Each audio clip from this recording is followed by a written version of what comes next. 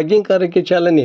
ರಾಜ್ಯದಲ್ಲಿ ಡೆಂಗಿ ಸೇರಿದಂತೆ ಮತ್ತಿತರ ರೋಗಗಳ ಬಾಧೆ ಉಲ್ಬಣಿಸಿದ್ದರ ಹಿನ್ನೆಲೆಯಲ್ಲಿ ಲಕ್ಷ್ಮೇಶ್ವರ ತಾಲೂಕಿನ ಎಲ್ಲ ಗ್ರಾಮ ಪಂಚಾಯತ್ ವ್ಯಾಪ್ತಿಯಲ್ಲಿ ಫಾಗಿಂಗ್ ಮಾಡಲು ಅಧಿಕಾರಿಗಳು ಮುಂದಾಗಿದ್ದಾರೆ. ಅದರಂತೆ ಲಕ್ಷ್ಮೇಶ್ವರ ತಾಲೂಕಿನ ಗೋನಾಳ ಗ್ರಾಮದಲ್ಲಿ ಗ್ರಾಮ ಪಂಚಾಯತ್ ಅಧ್ಯಕ್ಷ ಮಂಜುನಾಥ್ ಕೆಂಚನಗೌಡರವರು ಗುರುವಾರ ಫಾಗಿಂಗ್ ಕಾರ್ಯಕ್ಕೆ ಚಾಲನೆ ನೀಡಿದರು.